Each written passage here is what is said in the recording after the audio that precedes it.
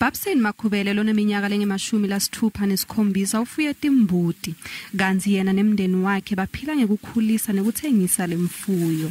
Makhubele uphoceleke ukuthi eme kulokuthengisa njengoba kuhlasele lesifo kulendzawo.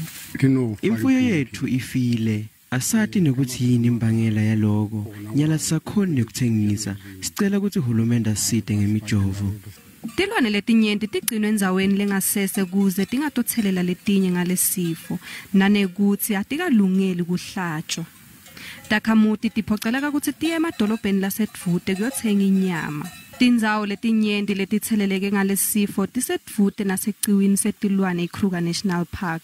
Litiko letekulima lisola ukuthi tinyatsi ngito letithelela letinye tilwane kantsi lithi lenda konke lokusemandleni kuvimba kubhebhetseka kwalesifo. Our plans moving forward is that this financial year we will be appointing 3 state veterinary doctors as well as 12 animal health technicians.